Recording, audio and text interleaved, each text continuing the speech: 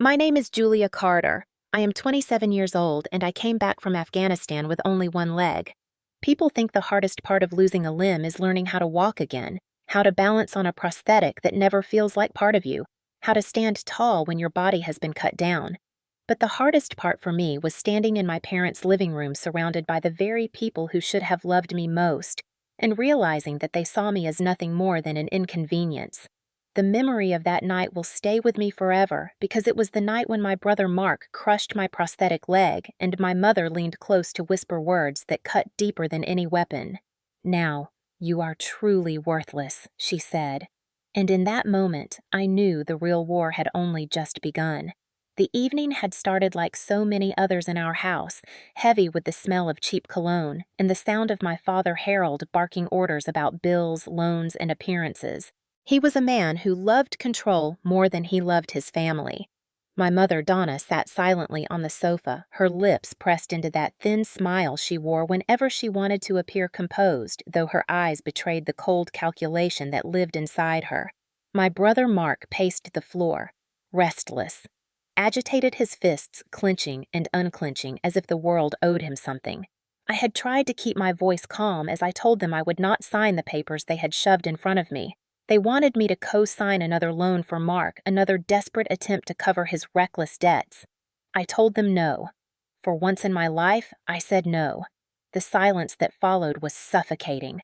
I could hear the clock ticking on the wall, each second loud and merciless. Harold's eyes narrowed, his jaw tight.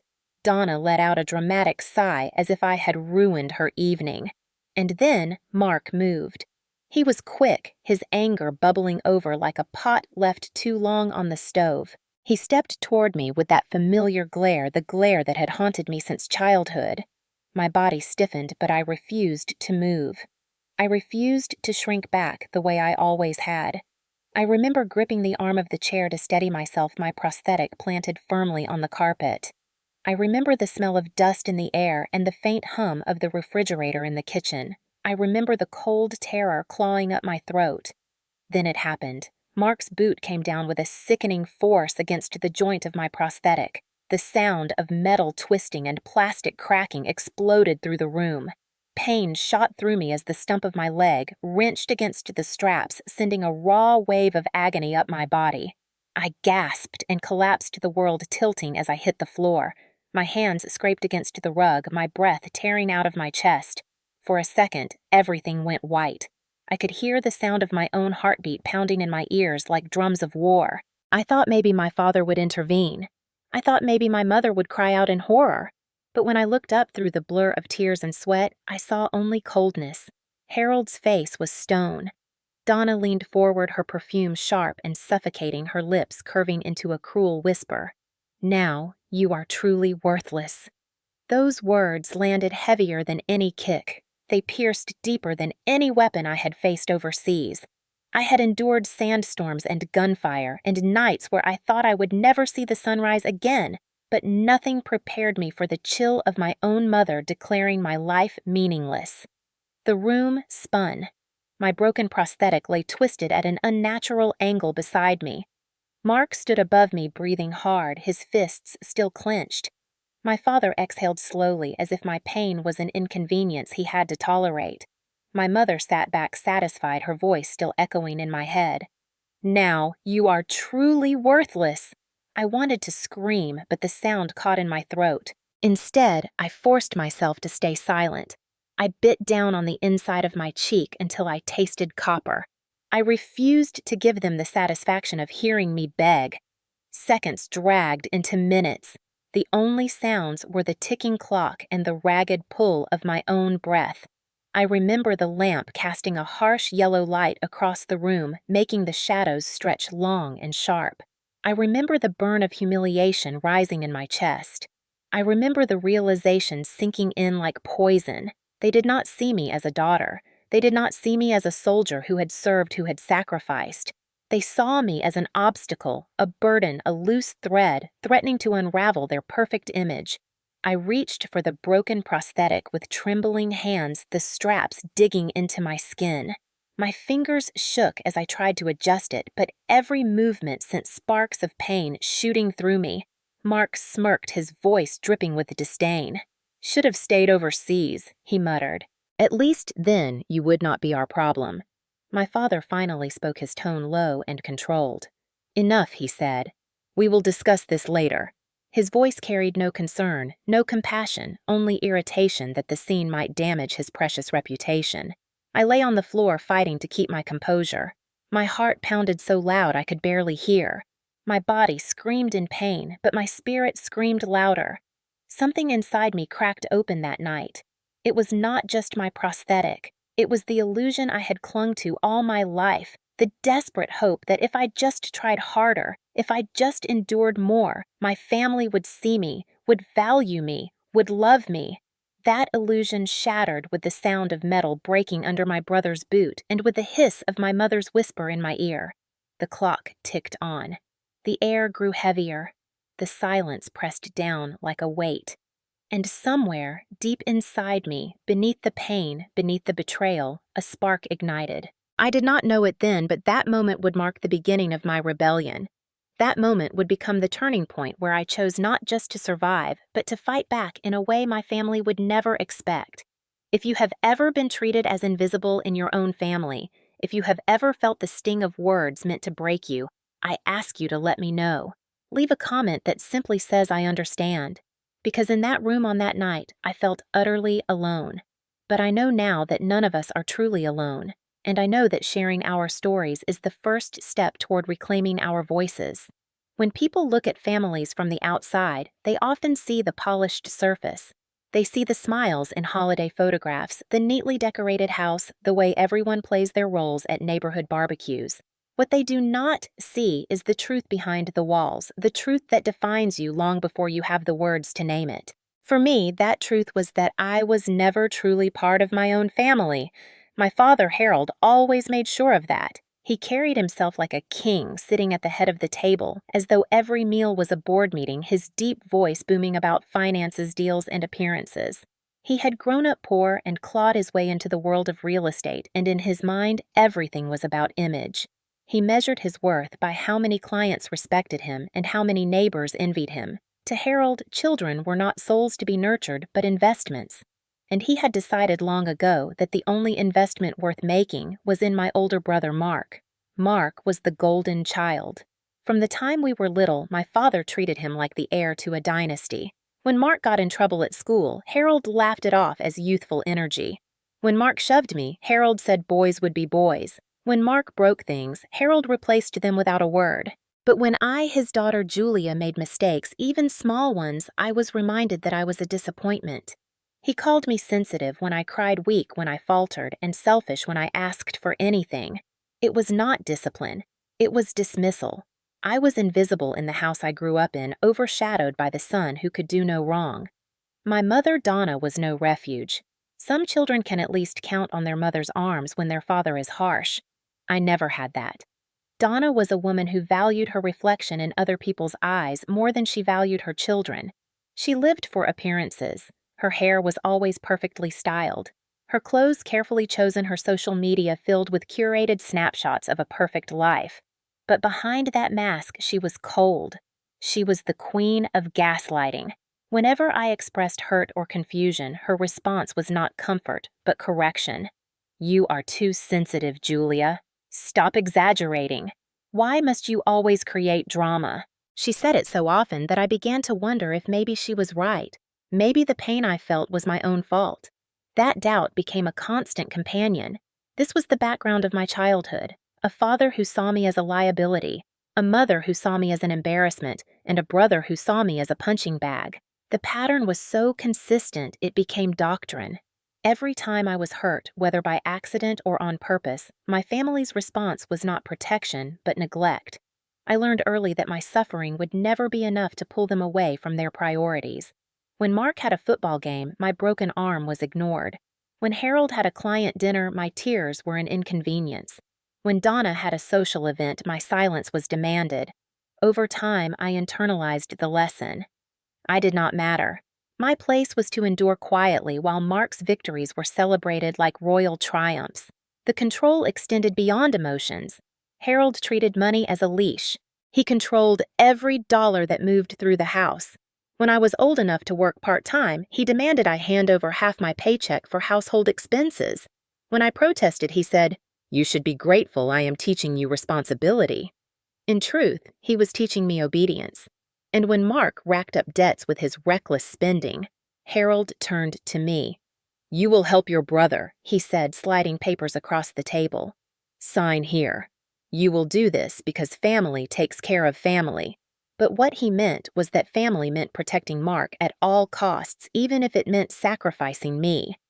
Donna's role was to reinforce Harold's control. She never questioned him. Instead, she echoed his words like a chorus, reminding me that resistance was pointless. I remember once asking her why she never stood up for me.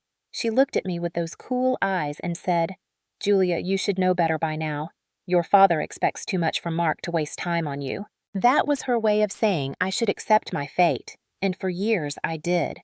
I tried to believe that if I stayed quiet, if I worked harder, if I made myself useful, I might earn a sliver of the pride they lavished on Mark. But that sliver never came.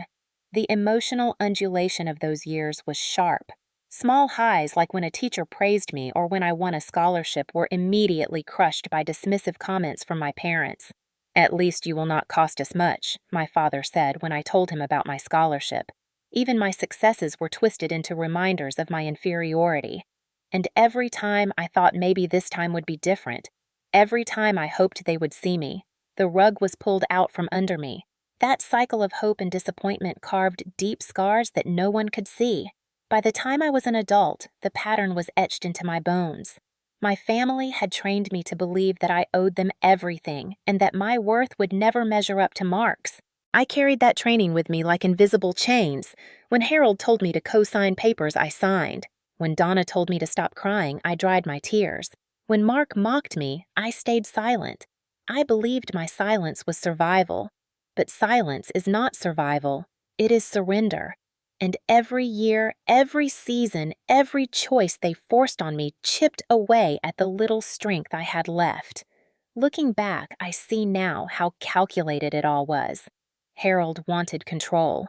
Donna wanted appearances. Mark wanted indulgence. And the easiest way to achieve all of that was to place the weight of responsibility on me while stripping me of any recognition. They built a system in which my pain was expected, my sacrifices demanded, and my silence guaranteed. It was a system so complete that I could not even imagine escape. Until the war, until Afghanistan, until the day I lost my leg and returned home to discover that even sacrifice on the battlefield was not enough to change how they saw me. But in those years before in that house, heavy with control and silence, the foundation was already laid. My father's financial chains, my mother's gaslighting, my brother's aggression. Together, they created the perfect storm that would explode on that night in the living room. Together, they created the conditions where a soldier broken but still breathing would finally realize that her greatest battle was not overseas, but inside her own family. This was the toxic background that shaped me. This was the soil from which the events to come would grow. Every cruel comment, every dismissal, every signature they forced me to give was a rehearsal for the night when I would finally say no. And when that night came, when Mark's boot shattered my prosthetic and Donna's whisper burned into my ear, all the years of indoctrination collapsed. For the first time, I was ready to see them for what they were. Not protectors, not family, not people I needed to please, but adversaries in the cruelest war of all. A war fought in silence, in whispers, and in scars no one else could see. The night my brother crushed my prosthetic leg and my mother whispered that I was worthless did not come out of nowhere. It was the final act of a play that had been rehearsed for decades, a script written long before I ever learned how to read. To understand why that moment cut so deep, you have to understand the childhood that trained me to expect nothing from the people who were supposed to love me most. I was 8 years old the first time I realized I was invisible. It was the middle of summer, the kind of July afternoon when the heat shimmers above the asphalt and the air hums with cicadas. I was climbing the giant oak tree in our backyard, a tree that had always felt like a kingdom to me. From the top branches, I could see beyond the fence out toward the neighborhood, and for those brief minutes, I felt powerful, almost free. Mark was nearby tossing a football in the air, bored and restless. I do not remember exactly what I said to him. Maybe I bragged about how high I had climbed, or maybe I just laughed at him missing the ball, but I remember his eyes narrowing. Without warning, he ran toward the tree, his hands gripping the trunk, and then he shoved the lowest branch hard. My small body lost balance, my hands slipped, and I fell. The impact was sharp and blinding, a crack that shot up my arm like lightning. I screamed, holding my wrist that already looked wrong. Twisted, swelling. Tears blurred my vision as I stumbled into the house. I thought surely now my parents would see me. Surely they would wrap me in their arms and tell me I was safe. But Harold looked up from his briefcase with irritation, and Donna sighed as though I had ruined her day. "For heaven's sake, Julia," she muttered, "we have to leave soon. Mark's championship game is in 2 hours." My father checked his watch, frowning, and then declared we would go to urgent care, quickly get it handled, and still make the game. At the clinic, the doctor confirmed it was a clean break. He wrapped my arm in a heavy plaster cast and told me to take it easy. On the way home, no one spoke to me. At the house, my parents dropped me off at the neighbor's with a bag of pretzels and juice, then rushed off to cheer for Mark. That night, I sat alone in the neighbor's living room, listening to the muffled sound of celebration echoing through the walls when my family returned. Mark had won. My father had bought a new big-screen television to celebrate. Their laughter filled our house while I lay in bed with a throbbing arm and the realization that my pain would always come second to Mark's glory. That was the first lesson. My hurt was an inconvenience. His victories were everything. Years later, the pattern continued. At 16, I had worked harder than ever before. I stayed up late studying, fueled by the belief that maybe if I brought home an achievement big enough, my parents would finally see me. When the letter arrived, I opened it with shaking hands. A partial academic scholarship to Portland State. My chest swelled with pride.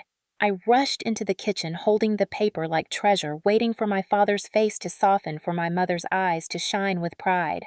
Harold glanced at the letter, nodded once, and said with a flat tone, "At least you will not cost us as much." Donna gave a faint smile and returned to chopping vegetables. The joy drained out of me as quickly as it had arrived. My scholarship was not a victory in their eyes, it was a budget relief. And when neighbors asked about the news, my father used it as a punchline, bragging about how smart his daughter was, then winking, saying, "At least she is cheaper than college tuition for Mark." The neighbors chuckled politely. I stood frozen, humiliated, realizing that even my success was a tool for his performance. At 20, the burden shifted again. Mark had already begun making reckless financial choices. He borrowed money, invested in foolish schemes, and spent freely. Harold sat me down in his office, the smell of leather and stale coffee heavy in the air. He slid a stack of papers toward me and told me to sign. Signing for a loan to help Mark. I hesitated, my stomach twisting. He leaned forward, his eyes cold. "Family takes care of family, Julia. Do not make this worse." I signed. What choice did I have? The next few years were filled with more signatures, more late nights working part-time jobs, more sacrifices demanded and taken. Each time I thought maybe Mark would learn, maybe my father would stop asking, maybe my mother would show gratitude. Each time I was wrong. My role was cemented. I was the safety net. I was the scapegoat. I was the one expected to bleed so that Mark could soar.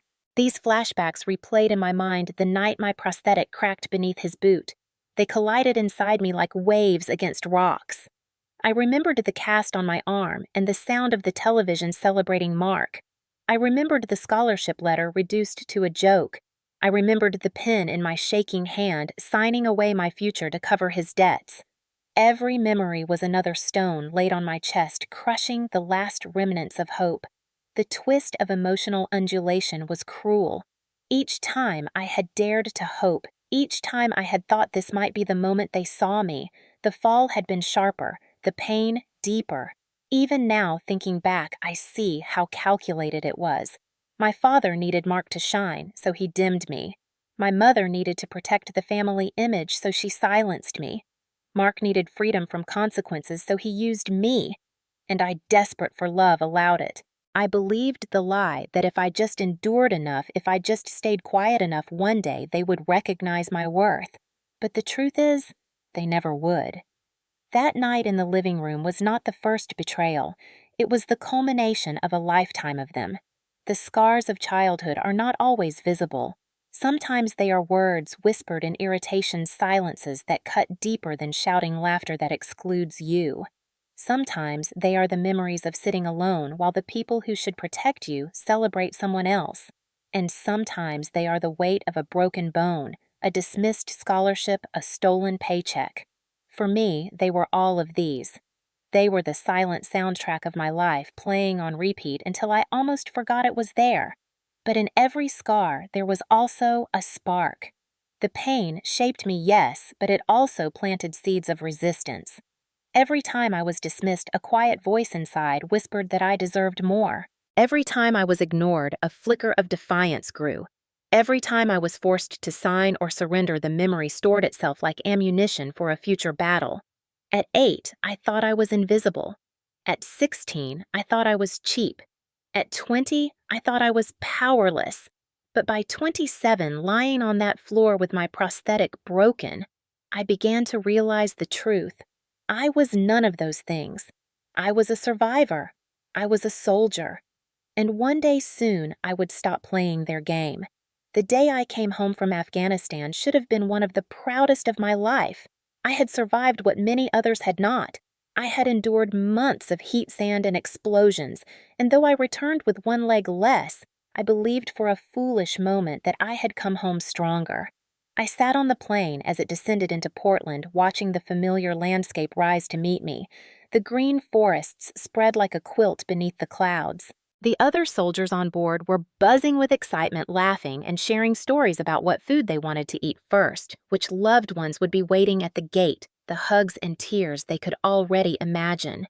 I sat quietly, my headphones in, but no music playing, pretending not to listen as their joy spilled into the air. Inside, a fragile hope tried to build. Maybe, just maybe, my family would surprise me. Maybe they would be waiting with a sign, or at least with open arms. Maybe all the years of neglect would be erased by this one grand gesture. I wanted to believe it because the alternative was too bleak to face. The plane landed with a jolt and cheers erupted. Soldiers grabbed their bags, some rushing forward, others pausing to straighten their uniforms. I adjusted my prosthetic, the carbon fiber stiff against my skin, the straps cutting into tender flesh. Each step was awkward, a reminder of what I had lost, but I kept moving because I wanted to see their faces. The terminal was chaos, families pressed against the glass, children holding colorful signs that read, "Welcome home." Daddy wives crying into their husbands' shoulders, parents clinging to sons and daughters as if they would never let go. The air vibrated with joy, the kind of joy that makes your chest ache to witness. I scanned the crowd, my heart pounding. Any second now, I thought I would see them. My mother with her polished hair, my father with his commanding stance, my brother with his arrogant grin. But the seconds stretched and no familiar faces appeared. I pulled out my phone and checked. One text from Mark. "Busy. Just take an Uber. I will send you the money later." That was it. No call. No sorry. No, "We are proud of you." Just a businesslike dismissal as if I were an employee inconveniencing him. A minute later, another notification buzzed. From my mother. A single thumbs-up emoji. That was all. My chest tightened until it was hard to breathe. Around me, people were screaming with joy, collapsing into the arms of their loved ones, while I stood alone, a ghost at my own homecoming. I forced my body to move toward baggage claim, dragging my heavy duffel behind me, the weight pulling at my sore shoulders. Every step on the prosthetic sent a dull ache through my leg. The airport was a blur of reunions I could not claim. I saw a little boy sprint across the floor, his arms wrapping around a soldier's legs. I saw a wife leap into her husband's arms, sobbing into his chest.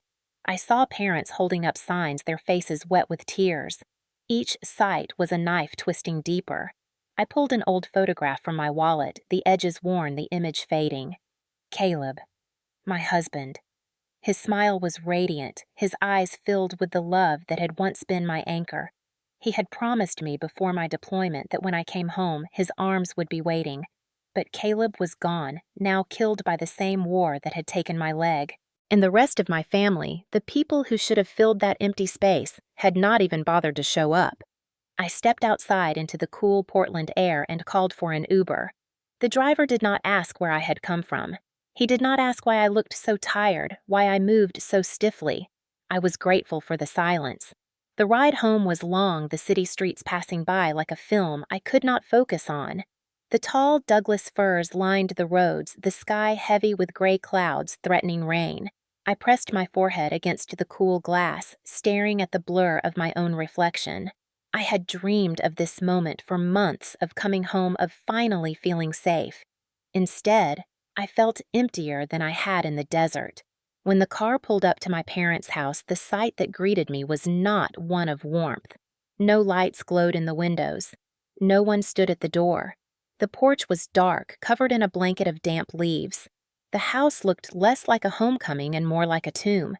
The driver helped me with my bag, gave a polite nod, and drove away, leaving me alone in the chill evening air. I stood for a moment staring at the house that had once been my sanctuary. Now nothing more than walls holding memories of silence. Inside, the air smelled of dust and neglect. I flicked on the light and was greeted by the familiar but unwelcome sight of my childhood home. Everything was in its place, yet everything felt wrong. The kitchen was cold, the refrigerator almost empty. A half jar of pickles, a bottle of ketchup, nothing else. On the countertop sat a yellow sticky note in my mother's perfect cursive. "Julia, you will have to turn on the heat yourself. The gas bill was too high this month." The words hit harder than they should have. After months of sacrifice, after losing my leg, after losing my husband, this was the greeting I received. Not love, not comfort, not welcome home. Just a reminder that my existence was an expense they resented. My strength finally gave out. I dropped my duffel on the floor and collapsed onto the old floral sofa, the fabric rough against my cheek. My prosthetic ached, my body screamed for rest. I wanted to cry, but the tears would not come. Exhaustion pulled me under, heavy and merciless. I closed my eyes, hoping sleep would dull the sharp edges of disappointment, but the house held more danger than I realized. The furnace in the basement had been faulty for years, something my father always promised to fix but never did. That night, as the autumn chill seeped in, the furnace kicked on pumping carbon monoxide silently into the rooms. The air grew heavier, my breath slower. I drifted in the hazy space between sleep and something darker. And then I saw him, Caleb, standing in a field of sunlight wearing his favorite flannel shirt, his smile warm, his hand outstretched. Peace washed over me so strong I almost gave in. Finally, I thought, I can rest. The silence pulled me deeper. I do not remember collapsing fully, but I remember the sensation of surrender. It was not fear. It was not panic. It was a weary letting go. But fate had other plans. A neighbor saw the ambulance lights later that night, called after noticing something strange, and I woke in the hospital with the steady beep of a heart monitor beside me. I woke to the truth that even in my own home I was never safe. Coming back from war, I had thought my greatest wounds were on the outside. The missing leg, the scars, the phantom pain. But lying in that hospital bed, breathing in antiseptic air, I realized the deepest wounds were inside.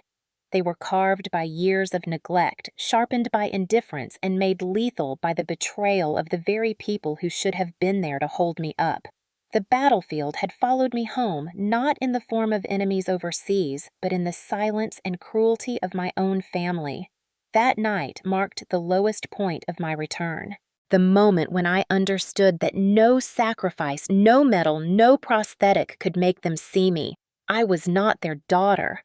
I was their inconvenience. And the weight of that truth pressed down harder than any gear I had carried overseas. I had barely recovered from the carbon monoxide incident when the next storm came crashing through.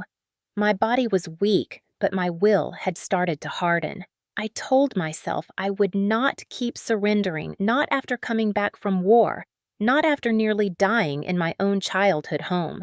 But the Carter house was a battlefield, and in that battlefield, Mark always believed he was the victor. It began over paperwork. My father Harold had gathered us in the living room again, the same suffocating space where so many humiliations had unfolded. On the coffee table lay a fresh stack of documents. He wanted me to co-sign yet another loan for Mark, a desperate attempt to cover the latest string of reckless debts. His voice was calm, but sharp as a blade. "Julia, you will sign this," he ordered. "It is for the family." Refusal was not part of Harold's vocabulary. I looked at the papers, then at him, and felt a strange stillness inside me. "No," I said. The word was small, but it carried more weight than anything I had spoken to him before. Harold's eyes darkened, his lips pressed thin. My mother Donna's sharp intake of breath broke the silence. She sat forward, her hands folded neatly in her lap, her voice dripping with disdain. "Julia, do not make this harder than it needs to be. You know your brother has important responsibilities. He cannot be distracted by financial burdens." I turned my head toward her, meeting her eyes for the first time in a long time, and said quietly, "He made those burdens himself. I will not carry them anymore." The room froze.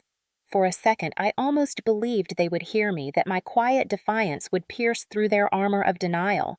But Mark was already moving, his body vibrating with fury. His fists clenched, his jaw locked. He had always been quick to anger, but this time his rage burned hotter, fueled by years of entitlement and by the insult of me daring to say no. He lunged across the room, his boots pounding the carpet, and before I could brace myself, his foot slammed into the joint of my prosthetic. The sound was unbearable. A crack of metal and plastic giving way a shriek of twisting parts. Pain ripped through me as the stump of my leg wrenched violently against the straps, tearing skin and sending fire up my body. I collapsed, the world tilting as I hit the ground hard. My hands clawed at the rug, desperate for stability, but there was none. The prosthetic lay at an unnatural angle, broken beyond quick repair. Blood seeped from the raw skin at the end of my leg, soaking into the bandages that had already been fragile. My breath came in sharp gasps, my chest heaving. I tried to push myself up, but Mark loomed over me, his face twisted in rage, his voice low and venomous. "You should have stayed overseas. At least then you would not be our problem." For a moment, I thought my father would stop him, that Harold would draw the line at his daughter bleeding on the floor. But when I looked up, I saw nothing but cold calculation in his eyes. He did not move. He did not speak. My mother leaned closer, her perfume suffocating her lips, almost brushing my ear. "Now you are truly worthless," she whispered each word, slow, deliberate, cruel. My stomach churned, my heart thundered. Those words cut deeper than the broken prosthetic, deeper than the torn skin. In that moment, I was not a daughter, not a veteran, not a survivor. I was a liability, a stain on their perfect image. The clock ticked mercilessly on the wall, each second stretching into eternity. My body trembled, my mind screamed. Part of me wanted to cry, to beg them to stop, to finally see me. But another part, a deeper part, the soldier in me held firm. I bit the inside of my cheek until I tasted iron and forced myself into silence.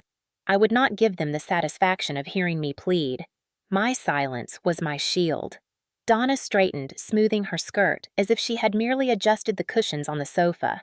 Harold exhaled slowly, like a man weary of dealing with incompetence.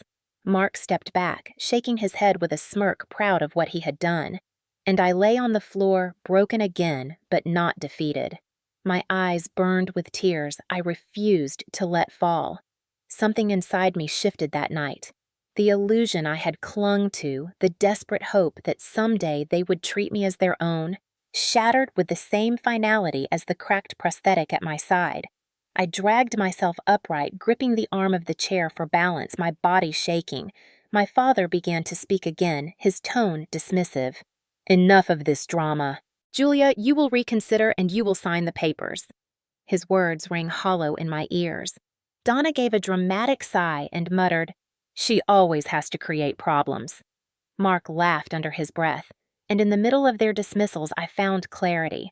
I saw them for what they truly were. Not a family, not protectors, not people who had ever deserved my loyalty. They were destroyers, and I was their chosen sacrifice. The pain in my leg was unbearable, but the fire inside me burned hotter. My silence was no longer surrender.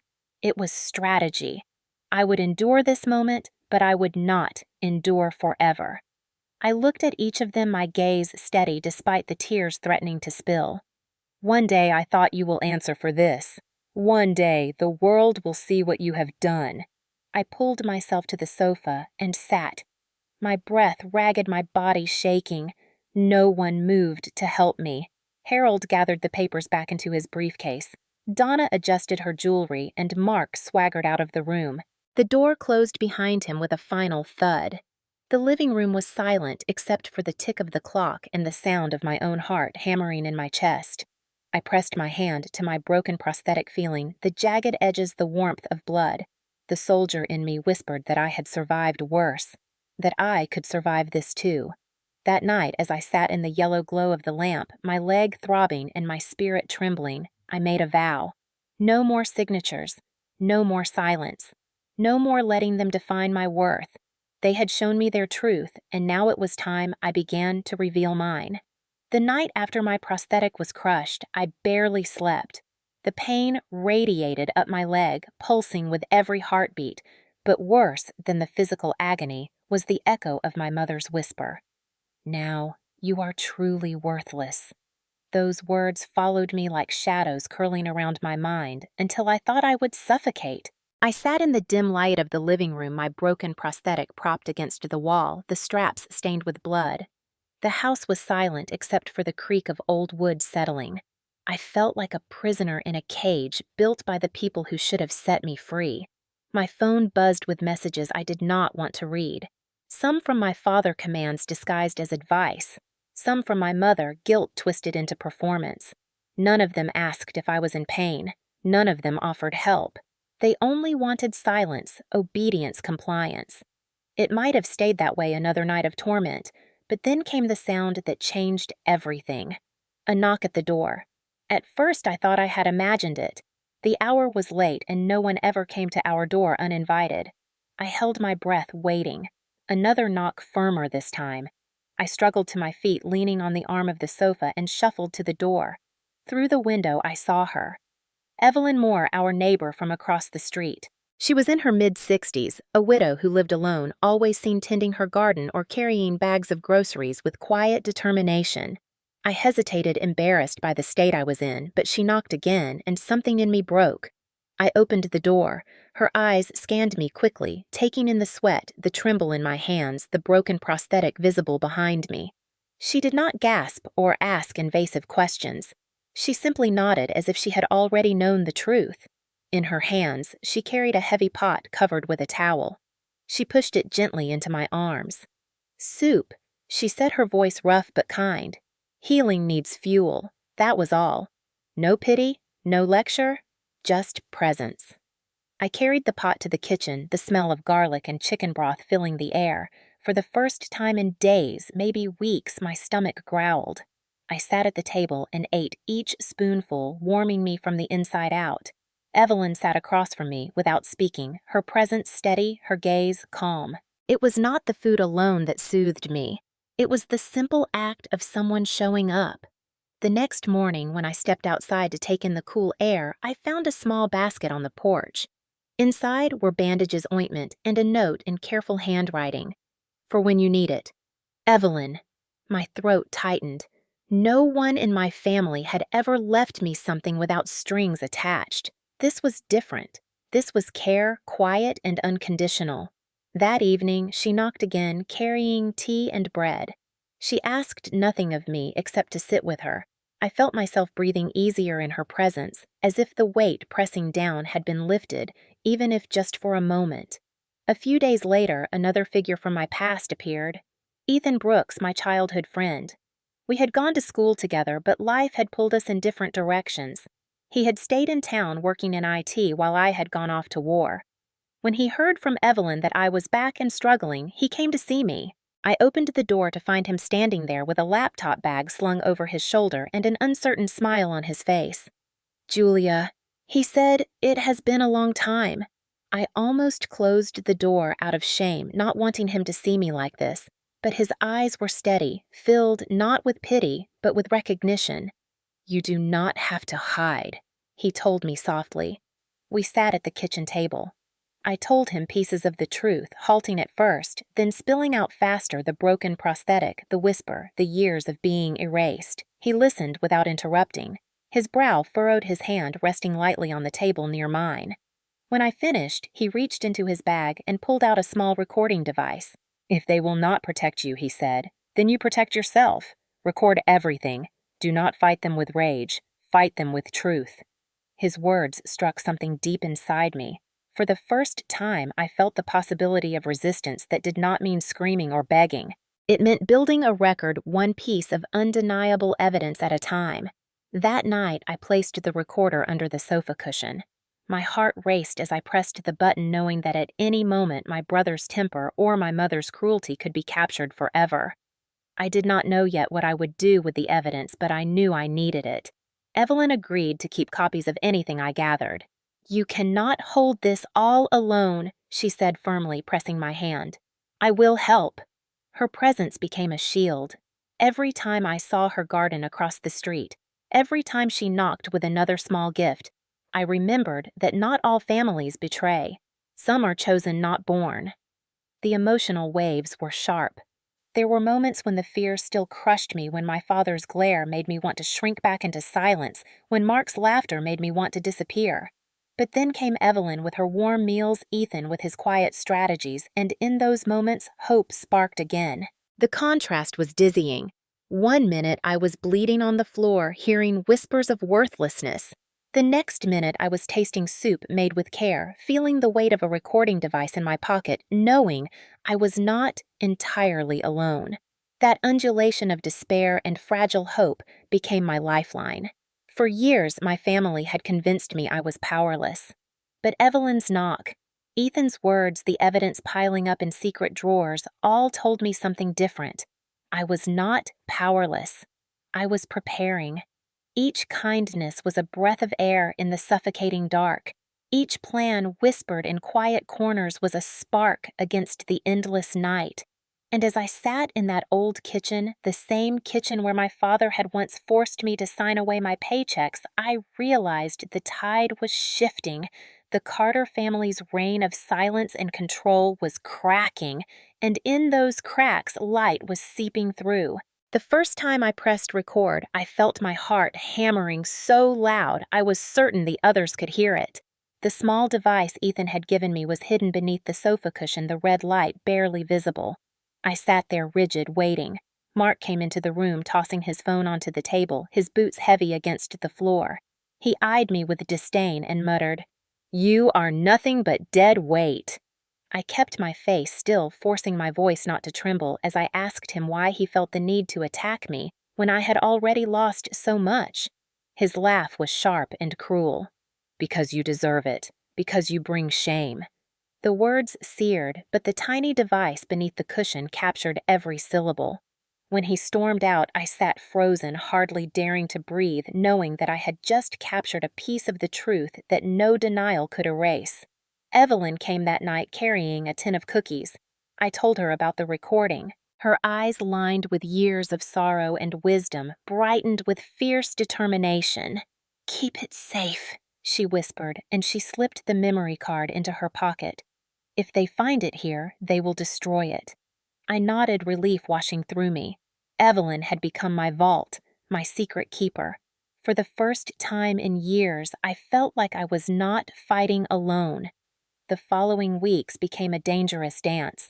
Every conversation with my family was a potential weapon, every insult a chance to gather ammunition. Ethan helped me upgrade. He brought a USB drive disguised as a keychain and showed me how to sync recordings to a hidden folder on his laptop. He was calm, methodical, his voice steady as he explained, "Evidence wins battles, Julia. Not rage, not pleas. Evidence. I clung to his words like scripture. One evening, as Donna prepared dinner, she began her usual stream of gaslighting. You imagine things, Julia. You make yourself the victim. If only you were stronger, your brother would not have to step in. I asked her to explain why a soldier who had served overseas needed to be stronger to earn the respect of her own family. Her lips curled in a cold smile. Because you are a woman. Because you never mattered as much as he did. She turned back to the stove as if she had merely commented on the weather. The recorder in my pocket caught every word. My stomach twisted, but my mind burned with grim satisfaction. Another piece of the puzzle. The emotional undulation of those days was relentless. Each insult cut me raw, each act of cruelty reopened wounds. But beneath the pain was a growing sense of power. Every word they spoke in malice became another stone in the wall I was building. They did not know it yet, but their cruelty was digging their own graves. The most damning evidence came one night when Harold cornered me in his office. He closed the door, the smell of stale coffee filling the air. His voice was low and sharp. If you ever breathe a word of this outside these walls, we will destroy you. We will make sure no one believes you. We will ruin whatever you think you have left. I stared at him. My hands clenched at my sides, the recorder clipped beneath my sleeve, capturing every syllable. My pulse raced, but I forced myself to keep my voice calm. I asked him if he thought threatening his own daughter made him strong. He leaned closer, his breath sour, his eyes cold. It makes me right. That was the moment the soldier in me hardened. He had given me exactly what I needed, spoken like a dictator, unaware that the world had changed. I handed that recording to Evelyn the next morning. She pressed my hand, her gaze fierce. You are brave, Julia. Do not forget that. I shook my head, my voice low. No, Evelyn. I am desperate. She smiled faintly. Sometimes desperation builds the strongest armor. Through it all, Ethan remained my anchor. We met in quiet places, coffee shops, and libraries where he helped me organize the files. He showed me how to label each clip with dates and times, how to store backups in the cloud under encrypted names. His patience steadied me. His presence reminded me that not everyone wanted to erase me. One afternoon, as we sat in the back corner of a cafe, he slid a folder across the table. Inside were photographs Evelyn had secretly taken through her window. Images of Mark shoving me collapsed on the floor of Donna watching with folded arms. My throat tightened as I flipped through them. Proof, Ethan said simply. The truth they cannot spin away. The weight of the evidence grew heavier, but so did my resolve. Each day I felt the tide turning, not yet visible to them, but unmistakable to me. Still, the lows came hard. Some nights I lay awake staring at the ceiling, terrified that they would find the devices, that they would discover my plan before I had enough. My body trembled with fear. My heart pounded with the memory of Mark's boots and Donna's whispers. But in the morning, Evelyn would appear with bread or flowers. Ethan would text a quiet reminder that I was not alone, and the spark of hope would flare again. The final piece came unexpectedly. Mark, drunk and enraged, cornered me in the hallway one night. He shoved me against the wall, his breath hot with alcohol. You think you can defy us? He snarled. You think anyone will believe you over us? He raised his fist, but before he could strike, Evelyn's voice rang out from the open door. Stop! The sound startled him.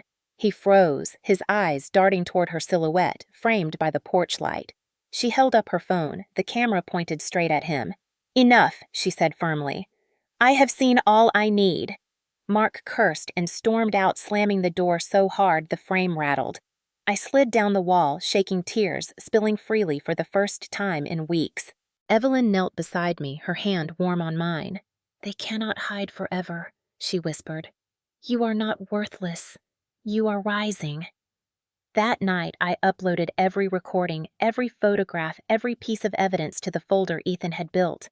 My fingers trembled as I pressed enter, sending the files into the secure vault we had prepared. The soldier in me felt it like the first step onto a battlefield. Terrifying, but necessary. If you have ever had to fight back quietly, building your strength in silence, gathering proof in secret, you know the strange mixture of fear and power that fills your veins. It is the moment when you stop being the victim they wanted you to be and become the author of your own justice. That was where I stood now, on the edge of revelation, my arsenal ready, my chosen family by my side. The folder of recordings and photographs sat on Ethan's laptop for weeks, a loaded weapon we were almost too afraid to fire. Every day I felt the weight of it pressing on me. Each insult from Donna, each glare from Harold, each shove from Mark only fueled my determination, but fear still whispered. What if no one believed me? What if they spun it like they always had? But deep inside, I knew hiding any longer would mean death by silence. One evening, as the rain drummed against the kitchen windows, I sat across from Ethan and Evelyn. The three of us formed a quiet alliance, our faces lit by the pale glow of the computer screen. I think it is time I said, my voice steadier than I expected. Ethan nodded. Evelyn pressed her hand on mine. Truth is the only weapon that will work. Now, she whispered. The next day, Ethan contacted a local reporter he trusted, a woman named Sarah Lang, who had built her reputation on telling stories others tried to bury. She met us in a small cafe in Portland, her notepad ready, her eyes sharp but compassionate. I had been bracing for skepticism, for doubt, but instead she leaned forward and said, "Julia, tell me what happened." And I did. My words came slowly at first, then faster, tumbling out as years of silence cracked wide open. I told her about the broken arm at 8, the scholarship dismissed, the debts forced onto me the night the furnace nearly killed me, the boot against my prosthetic, the whisper that I was worthless. She listened, her pen scratching across the page, her expression grim. Then Ethan pulled out the evidence, the recordings, the photos, the threats, the whispers, all laid bare. Sarah's eyes widened. "This is undeniable," she said quietly. "They cannot bury this." A week later, the story broke. The headline blazed across the local news site. "Wounded veteran abused by her own family." My photograph appeared beneath it, a picture Sarah had taken of me sitting on Evelyn's porch, my gaze steady despite the bruises. Within hours, it spread across social media. Hashtags erupted. #Justice for Julia. #Stand with veterans. #End family abuse. My phone vibrated, non-stop messages flooding in from strangers. Some were veterans who said they had felt invisible too. Some were mothers who wrote that their hearts broke reading what had been done to me. Others were children who had grown up erased, whispering thank you for speaking the truth. Each message was a light piercing the darkness. The emotional surge was overwhelming. For so long I had felt like a ghost, unseen, unheard. Now, thousands of people were writing my name, standing with me, telling me I was not alone. For the first time in my life, I felt visible. But with the flood of support came the counterattack. Harold posted a long statement on his professional account, a photograph of our family from years ago attached to it. "Family is everything," he wrote. "Sometimes misunderstandings happen, but we love our daughter deeply. We only hope she finds peace." Donna followed with a message dripping with false sorrow. "My heart aches for Julia," she wrote. "She has always been sensitive, and I fear she is being manipulated." Mark posted nothing, but he filled comment sections with venom under anonymous names, painting me as unstable, accusing me of fabricating everything for attention. It was gaslighting on a public stage, their familiar playbook now magnified for the world to see. The community's reaction was divided at first. Some believed the Carters clinging to the image they had curated for decades, but the evidence spoke louder than any staged photograph. Clips of Mark's insults, Donna's gaslighting, Harold's threats circulated online, each one undeniable. People who had once smiled at them at barbecues now whispered in grocery stores. Neighbors who had waved politely now crossed the street. Their empire of appearances began to crack. For me, the emotional undulation was sharp. Reading the comments of strangers who believed me filled me with a warmth I had never known. Reading the words of those who dismissed me cut just as deep as my parents ever had. Some days I sat shaking, scrolling through threads, my chest tight with fear. Other days I sat with Evelyn reading letters people mailed to her house addressed simply to Julia. Some contained small donations, others handmade cards, others long confessions of their own silent battles. I realized my story had become more than mine. It was a mirror for others, and in that mirror, we found each other. One afternoon, as I left a physical therapy session, a woman I had never met stopped me in the hallway. She pressed my hand and whispered, "I saw your story. I left my husband last week because of it." My eyes filled with tears. For the first time, I understood the true power of exposure. It was not about revenge alone. It was about survival, about giving someone else the courage to walk away from their own battlefield. But my family did not give up easily. They showed up at the hospital days later, bursting into my room without knocking. Harold's face was thunder. Donna clutched cheap flowers. Mark hovered like a storm. "The reporters are camped outside." Donna hissed, her voice sharp with panic. "This is humiliating." Harold tried to reason in his commanding tone. "Julia, you are making a mistake. You have taken things out of proportion. We are a family." Mark finally snarled. "You just want attention. You always did." My heart pounded, but my voice was calm. "No, Mark. You always needed the attention. I am done." Evelyn appeared at the doorway. Detective Simmons beside her, their presence like reinforcements. The tide had shifted. I was no longer cornered prey. I was standing on ground fortified by truth. The confrontation left me shaking, but as they were escorted out, the realization sank in. The story was no longer theirs to spin. It belonged to me. It belonged to the world. The walls they had built around me were crumbling, and in the rubble I saw something I had never dared to imagine: freedom. The hospital room was small, but it became an arena that day, a place where decades of silence collided with the truth I had been collecting piece by piece. The walls were pale blue. The heart monitor beeped steadily beside me, and sunlight filtered through the blinds in faint lines across the sheets. I sat propped against the pillow, my broken prosthetic resting uselessly in the corner, my legs still raw from Mark's attack. My chest was tight with anticipation because I knew they would come. They could not resist. The story had burned through the city like fire, and they were desperate to extinguish it. The door burst open without a knock. Harold entered first, tall and rigid, his jaw clenched, his voice already commanding. Donna trailed behind her eyes, red from forced tears, holding a bouquet of carnations that looked more like props than apologies. Mark followed, his shoulders tense, his fists clenched, his phone in hand, as if he were already planning the next excuse to broadcast. They filled the small room with the same suffocating presence. They always had a storm pressing in on all sides. Julia Harold began, his tone firm but rehearsed, "You have made a mistake. We are a family. These things should be handled privately. You have blown this out of proportion." His words rolled over me like a script I had heard my entire life. Donna stepped forward, pressing the carnations to her chest, her voice quivering with dramatic sorrow.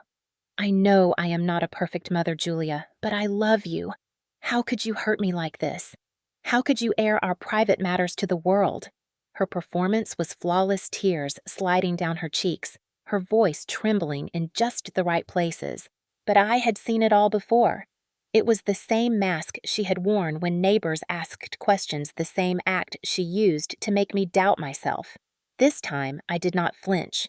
I waited until their words faded into silence. Then, I began to speak, my voice low but steady. "I was 8 years old when I broke my arm after Mark shoved me down the stairs," I said, staring directly at Harold. "You took me to urgent care, then dropped me off at the neighbor's so you would not miss his championship game." The room stilled. Harold's eyes flickered, his jaw tightening. Donna's sobs faltered. I shifted my gaze to her. "When I earned a scholarship at 16, you reduced it to a joke about money," I said evenly. "At 20, you made me sign for Mark's debts. At 27, you let him break my prosthetic and you whispered that I was worthless." The silence that followed was heavy, broken only by the beeping monitor beside me. Mark scoffed, breaking the tension.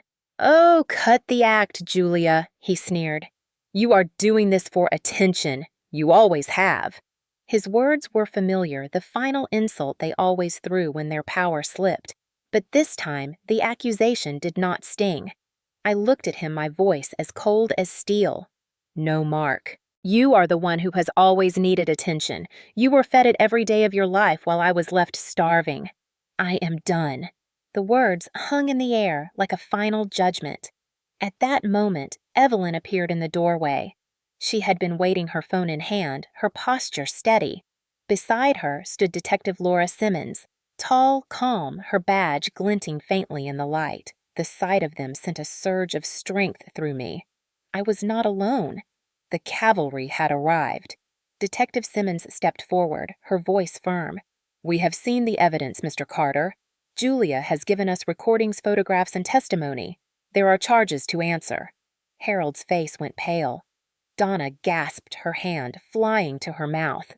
Mark swore under his breath, his arrogance cracking.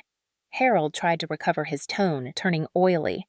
"This is a misunderstanding, officer. Family disagreements, private matters blown out of context." But Simmons did not blink. "Threatening your daughter, assaulting her, coercing her to sign financial documents. These are not misunderstandings. These are crimes." She turned to Mark. "Mr. Carter, you are under arrest for assault." The words sliced through the room like a blade. Mark's face flushed red, his fists clenched. "You cannot do this!" he shouted, but Simmons stepped closer, her presence unyielding. "Yes, we can." The emotional undulation of that moment nearly knocked me off balance. One part of me trembled with the weight of seeing justice finally touch the people who had tormented me. Another part of me feared the explosion, the retaliation, the fury that would surely come. Donna rushed forward, clutching my sheets, her tears now frantic. "Julia, please stop this. Think of the family. Think of what you are doing to us." I pulled the sheets back, her hands slipping away, and said quietly, "You never thought of me. Not once. I will not think of you now." Harold's mask slipped completely then, his face twisted with rage, his voice low and threatening. "You will regret this, Julia. You will regret crossing me." Simmons raised a hand to stop him. "That is enough." She gestured to the officers waiting in the hall. "Take him too." Harold sputtered in disbelief, shouting about his reputation, his connections, but the officers stepped forward, their cuffs glinting. The sight filled me with a dizzying sense of release. The man who had controlled every decision of my life, who had forced signatures and silence, was finally powerless. Mark fought, of course. He lunged toward me, his eyes wild, but Simmons was faster. She pinned him against the wall, her voice sharp. "One more step, and you will add another charge." Mark cursed, thrashing, but the cuffs snapped closed around his wrists. Donna collapsed into the chair, sobbing uncontrollably, not out of remorse, but out of fear of losing the only life she valued, the polished image that had just shattered. The officers led Harold and Mark from the room. The sound of the cuffs clicking, the shuffle of their steps, was a music I had never dared to imagine. Donna followed, escorted firmly by Simmons, still weeping, still insisting that she loved me. The door closed behind them with a final thud, and silence fell.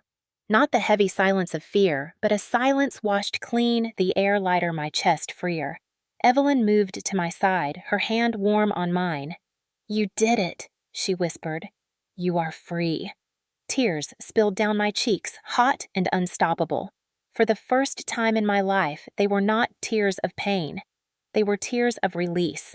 The confrontation at the hospital became a turning point, a story retold by neighbors, whispered in the community, reported in the papers. The veteran who had come home invisible was now visible in the most undeniable way. My family's power had crumbled in the face of truth, and I stood at the center of it not as their victim, but as a survivor who had chosen to fight back with evidence, not rage. That night, lying in the hospital bed, I replayed the day over and over. The fear when they burst in. The calm when I recited my memories. The satisfaction of hearing Detective Simmons announce the arrests. The finality of the door closing behind them. It was the emotional culmination of years of struggle, the undulation reaching its sharpest peak. I knew the battle was not over. Trials would come. Accusations would continue. But for the first time, the war was no longer fought in the shadows of my own home. It was in the light, and the light was on my side. After the arrests, the air around me shifted. For the first time in years, the house no longer felt like a battlefield pressing down on my chest. The silence was different. It was not the silence of fear waiting for the next insult or blow. It was the silence of possibility. Yet peace did not come easily. My body was broken. My prosthetic lay shattered, and my stump was raw, wrapped in bandages that throbbed with each movement. The hospital released me into rehabilitation, and that was where I began the long climb toward healing. The physical therapy room smelled of disinfectant and sweat, the walls lined with mirrors and metal bars.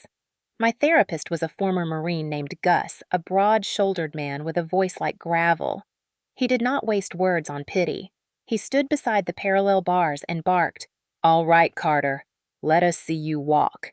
I gripped the bars, my arms trembling, the new prosthetic awkward and stiff against my skin. My first step was shaky, the second worse. On the third, my knee buckled and I fell hard onto the padded mat. I braced for Gus to help me up, but he did not move.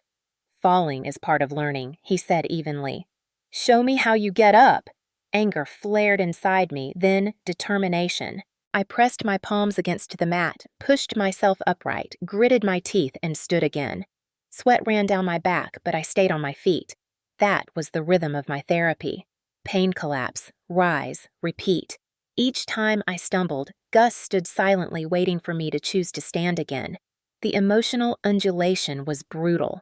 Some mornings I woke with tears on my cheeks, certain I would never walk with confidence. Other days I left the therapy room with a spark of pride burning in my chest. Every tremble, every bruise, every shaky step was a declaration that I would not remain broken. The soldier in me knew endurance, but this was different. This was learning to endure for myself, not for a mission, not for a family, not for approval. It was a reclamation. Outside therapy, Evelyn became my quiet guardian. She came every day, sometimes with soup, sometimes with flowers, sometimes with nothing but her presence. She never pressed me to talk. She never demanded explanations. She sat with me on her porch while we watched the rain fall or read her worn Bible softly while I dozed. Her care was steady, unspoken, a reminder that chosen family could exist even after blood had betrayed me. She tended my wounds in ways medicine could not. Her kindness seeped into the cracks where despair had settled. Ethan, too, became a constant. He checked in on the evidence, made sure the files were secure, but more than that, he reminded me I was not alone. One night, as we sat in his car outside the hospital, he turned to me and said quietly, "Julia, they do not define you. You define you." The words echoed in my chest. For so long, I had been the sum of their cruelty, the shadow of their golden boy, the scapegoat of their perfection. Now, step by step, I was shaping something else. The support from strangers also continued. Letters poured in from across the country, some from veterans who said they saw themselves in me, others from people who had lived with abusive families. One woman wrote, "I thought I was invisible for 50 years. Your story made me speak for the first time." I read those letters late at night when fear threatened to drag me back under. They were proof that my suffering could be turned into something greater, that my voice could echo beyond the walls that once silenced me. In the middle of this fragile rebuilding came an idea. It was born in the therapy room between the parallel bars when I watched another young woman struggle with her own prosthetic. Her face was pale, her eyes hollow. Later I learned she had been sleeping in her car because she could not afford rent after her medical bills piled up. The sight struck me like a blow. I thought of the countless veterans, especially women who came home not to families, but to emptiness, to silence, to shadows. That night, I sat with Evelyn and Ethan and said, I want to build something. Not just for me. For all of us. We began sketching ideas on napkins at Evelyn's kitchen table. Small grants for emergencies. Money for a bus ticket for rent for groceries. Quick help with no endless forms. Ethan worked out logistics. Evelyn spread the word through her church. The name came easily. Phoenix Rise Fund. Because like the mythical bird, we would rise from ashes stronger than before. The thought of it filled me with a new energy, a purpose beyond survival. Healing was not a straight path. Some nights I still woke with my mother's whisper in my ear. Some days my leg buckled and I cursed the prosthetic, collapsing in tears. But each collapse was followed by a rise, each tear by a spark of determination. Gus told me once, "You are stronger than you think, Carter." And slowly, I began to believe him. Not because my family ever said so, not because anyone handed me validation, but because I felt it in my own bones each time I stood again. The day I walked across the therapy room without holding the bars was not just a victory of balance, it was a victory of spirit. Evelyn clapped softly, her smile bright. Ethan grinned and said, "I knew you could." I laughed through tears, the sound strange in my own ears. Laughter had been absent for so long, but it returned that day like sunlight breaking through storm clouds. The hospital staff began to notice too. Nurses who had once passed me with polite smiles now stopped to chat to ask about the Phoenix Fund to say they were proud. Their small acknowledgments built a scaffolding around me. The invisible daughter was no longer invisible. She was becoming a leader, a survivor shaping her own legacy. Healing did not mean forgetting. The scars remained. The phantom pain in my missing leg flared often, a cruel reminder. The memories of whispers and blows still haunted me. But healing meant that those scars no longer defined me. They became part of the map of my survival, guiding me towards something greater. One evening, I sat on Evelyn's porch, watching the sun set over the neighborhood. The air smelled of rain and earth. Evelyn handed me a cup of tea and said simply, "Julia, you are not worthless. You never were." The words cracked something open inside me. Tears spilled freely, not of pain, but of gratitude. For the first time, I allowed myself to believe her.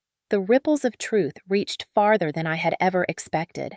Once the recordings and photographs became public, the Carter family name, once polished and envied in our small community, began to erode like sand under relentless waves. Harold had spent decades building a reputation as a reliable businessman, a man of integrity, a pillar of the neighborhood. But reputations are fragile when they are built on lies. Within weeks, his clients began to cancel meetings. His office phone rang less often. His name, once spoken with admiration at community events, was now whispered with disdain. At first, he tried to fight back. He walked into city council gatherings with his head high, insisting his daughter had been manipulated by outsiders. But the evidence was too sharp, too clear. People who had seen the videos could not unsee them. They had watched him threaten his own daughter. They had heard him say he would destroy me if I spoke. The mask could not be repaired. Donna fared no better.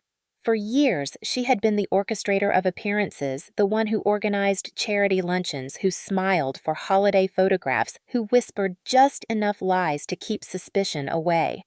But screenshots of her words leaked her cold phrases captured on my recordings, spreading across social media. She deserved this. She brings shame. Now she is truly worthless. Neighbors who once envied her perfect hair and manicured nails now avoided her gaze. The women who once filled her kitchen for book clubs stopped answering her calls. Even her closest friends quietly withdrew. It was not a public trial, not a loud condemnation. It was something quieter, sharper. Invitations stopped arriving. Smiles turned into polite nods. Doors stayed closed. For a woman who thrived on appearances, the social freeze was more devastating than any sentence a judge could deliver. Mark faced the harshest consequence. His arrest for assault was plastered across local newspapers.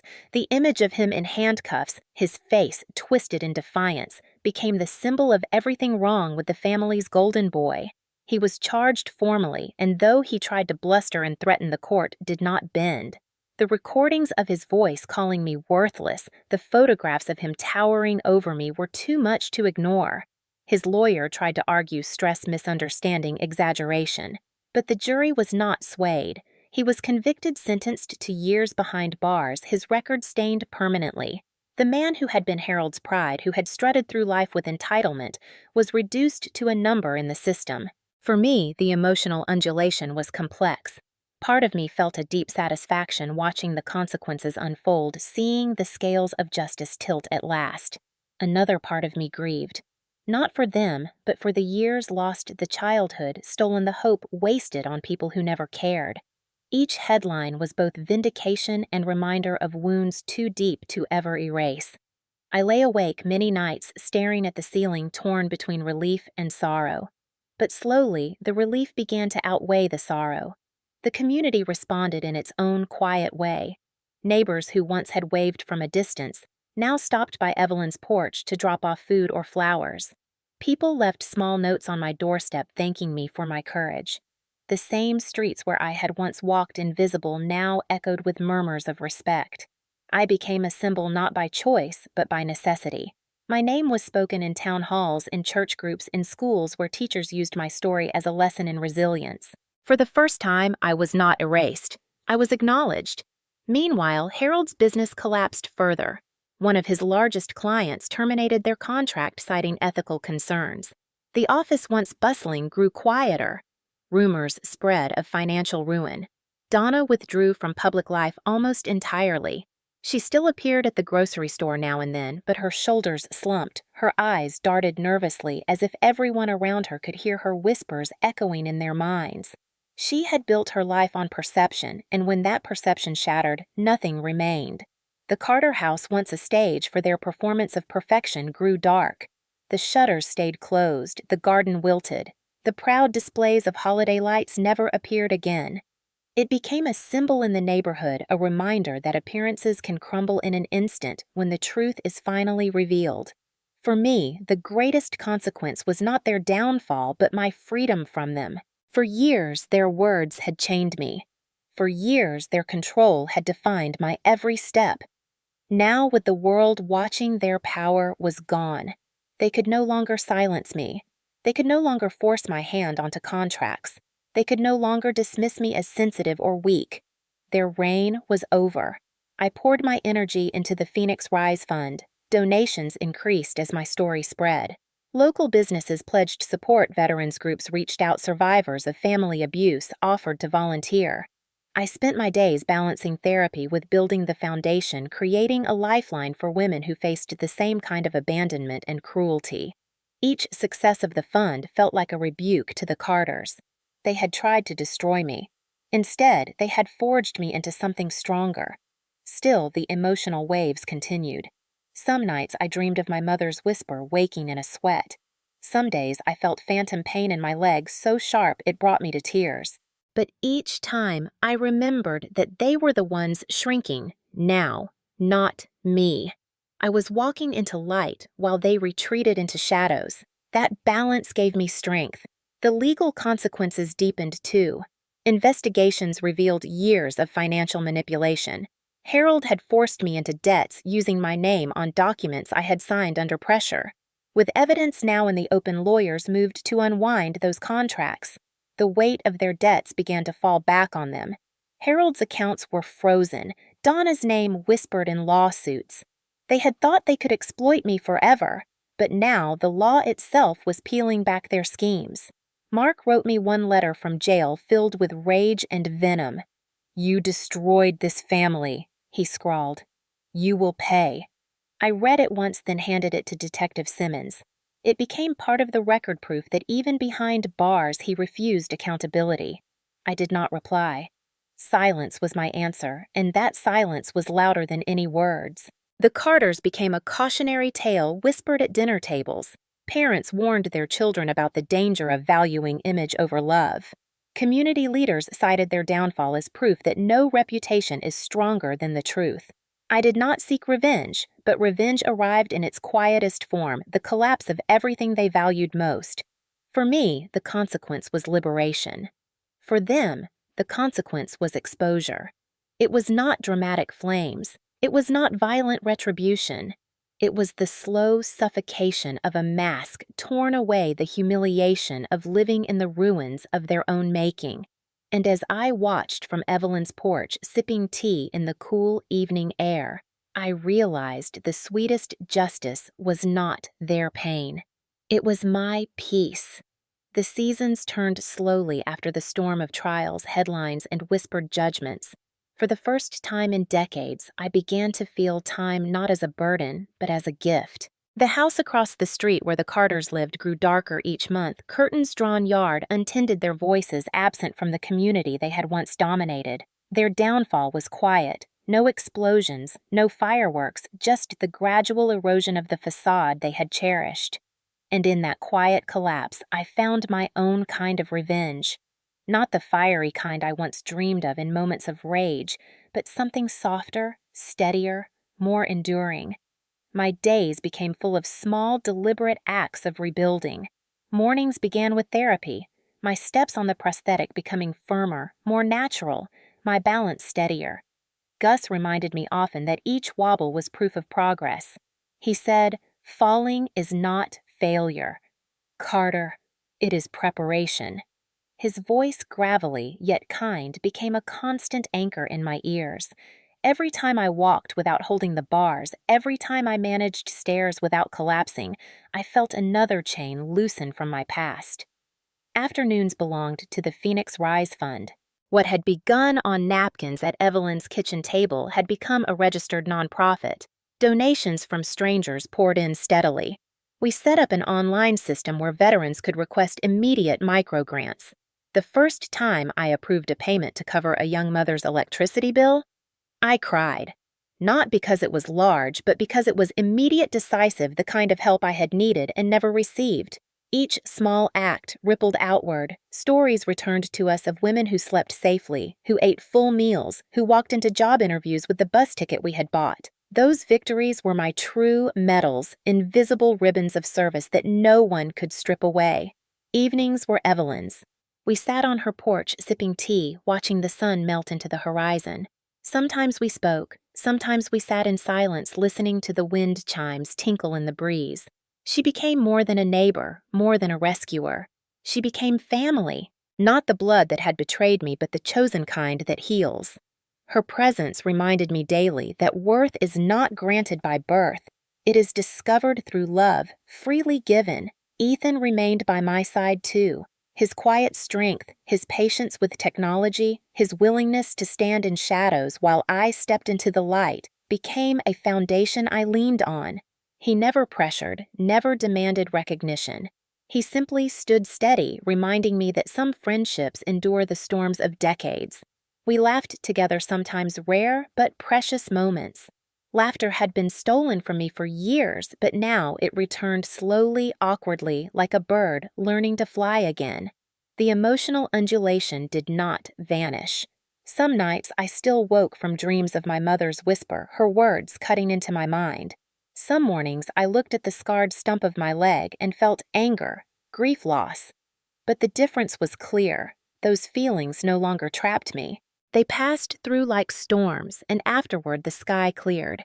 I had learned to let them move without drowning in them. That resilience was peace in itself. The Carters continued to unravel. Harold's business folded entirely after more clients left. Donna's social circle evaporated. Mark's prison sentence stretched ahead, his letters of blame ignored, his fury silenced by walls he could not escape.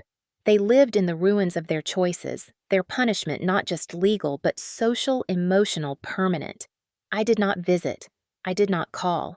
Their names appeared sometimes in whispers around town, but to me they became strangers. Strangers who shared my DNA but not my life. That was their consequence. My consequence was freedom. One spring morning, I planted a sapling in Evelyn's yard in the exact spot where years ago I had fallen from a tree as a child. My broken arm had been an inconvenience, then brushed aside so the family could attend Mark's game. Now, kneeling in the soil, I pressed my hands into the earth, placing roots where pain had once been. This tree would grow tall, not as a reminder of abandonment, but as a symbol of transformation. I whispered softly, "This is mine." My pain turned to growth. My silence turned to voice. The Phoenix Fund held its first community event that summer. We rented the church hall, filled it with mismatched chairs and homemade food. Veterans and families gathered stories, shared laughter echoing in a place once filled with my own isolation. I stood at the front, my heart hammering. For years I had spoken only in whispers, only when forced. Now I spoke freely. I told them about silence, about erasure, about whispers of worthlessness. I told them about standing again, about gathering evidence, about breaking free. When I finished, the room erupted in applause, not polite, but genuine. Tears blurred my vision. That moment was proof that I had remade myself. Not a victim, a leader. The greatest revenge was not the headlines about Harold's disgrace, not the trial transcripts of Mark's sentence, not the whispers of Donna's social exile. The greatest revenge was the sound of my own laughter on Evelyn's porch, the sight of new flowers blooming in her garden, the steady steps I took each morning on a prosthetic that no one could take from me. Peace became my rebellion, quiet but unshakable. One evening, as the sun painted the sky in hues of purple and orange, my phone buzzed. The name on the screen was Mom. I stared at it for a long moment. My chest was steady, my breath calm. There was no rush of hope, no stab of pain, only recognition that those letters spelled the name of a stranger. I reached out slowly and turned the phone face down on the table. The screen went dark, and with it the last tether of expectation. I leaned back in the rocking chair, the wood creaking softly, the tea warm in my hands. Evelyn's wind chimes sang in the breeze. Peace is not loud. It does not shout or demand attention. Peace hums quietly, steady, and constant like the beat of a heart that has survived. That was my revenge. Not their suffering, not their downfall, but my own serenity. The knowledge that I could build a life beyond them, a life filled with chosen family, with service, with laughter.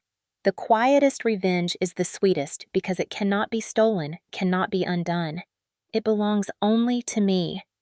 As night fell, I whispered to the stars, I am not worthless. I never was. And in the stillness of that truth, I smiled. If you have stayed with me until now through every high and low, through every shadow and every glimmer of light, I want to pause and speak to you directly. My story is not just mine. It is a mirror. It reflects the pain many of you have carried in silence. Maybe you were dismissed by the very people who should have protected you. Maybe you were told you were too sensitive, too weak, too much of a burden. Maybe you learned to walk on eggshells in your own home, smiling on the outside while breaking on the inside. If any part of this feels familiar, please know you are not alone. When I sat on that cold hospital bed with my prosthetic shattered and my mother's whisper echoing in my ears, I believed I was invisible. I believed my voice did not matter. I believed my worth was gone. But here you are listening, and by listening, you prove that none of us are truly invisible. By pressing play, by staying until the end, you have already given me something my family never did. You have seen me, and I want to return that gift. I see you too. I want you to ask yourself something simple. How many times in your life have you been told to stay quiet? How many times have you hidden your pain so no one would think less of you? How many times have you carried the weight of secrets because you were afraid the truth would break everything apart? And now, I want you to ask yourself a harder question. Did staying quiet ever protect you, or did it only protect them? The truth is that silence is not peace. Silence is a cage. It keeps you locked in while the people who hurt you live free. My family taught me that lesson every single day until I finally decided to draw the line. And here is where I turn to you, to the community that has grown around this channel, to the people who understand what it feels like to carry scars others cannot see.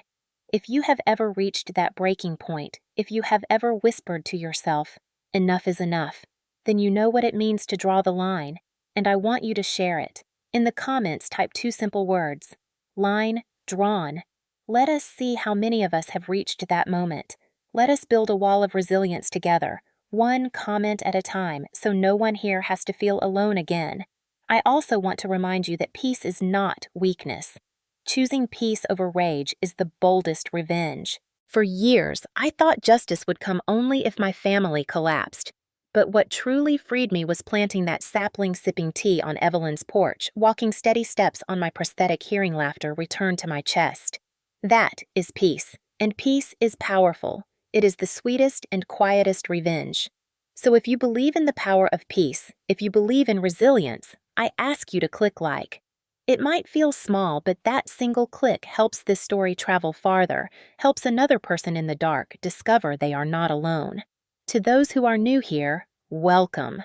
This channel was created as a refuge, a place where stories of resilience are told, where truth is spoken without shame, where we can gather the broken pieces and see that together they form something stronger. If you want to walk with us, if you want to hear more stories of survival, of resistance, of transformation, then please subscribe.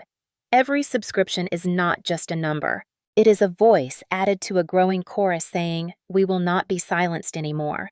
I know many of you are watching from kitchens, from living rooms, maybe late at night after the house is quiet. Some of you are watching alone. But here is the truth. You are part of something bigger now. You are part of a community that spans far beyond your four walls. And I want to hear from you. Where are you listening from? Type it in the comments. Tell us your state, your city, your country. Let us map the strength of this community across the world. I also want to ask one more thing, and it is personal. If you have ever felt invisible in your family, if you have ever been told you were worthless, if you have ever had to rise again from the ashes of betrayal, write 3 words in the comments. I am here, because you are. You are here. You survived, and your survival is a story worth telling. Do not underestimate the power of sharing these words. I once believed no one could ever understand my pain. But when I finally spoke, when my story aired, when strangers reached out, I realized that courage is contagious. Your words in the comment section could be the spark that gives someone else the courage to leave, to speak, to heal. And now, before I close, I want to leave you with one final thought. We cannot change our past. We cannot rewrite the things that were done to us or the words that were said, but we can change what we do with it. We can choose to let it poison us, or we can choose to transform it. I chose to turn whispers of worthlessness into a foundation of strength. I chose to turn scars into symbols of survival. And you can too. So let us walk forward together. Like this video if you believe in resilience. Subscribe if you want to stand with a community that values truth over appearances. Comment with line drawn or I am here so that others can see your light. And never forget this. You are the author of your own peace. No matter what they told you, no matter what you have endured, you are not worthless. You never were. Thank you for listening. Thank you for seeing me. And thank you for allowing me to see you. This is not the end of the story. It is only the beginning of ours together.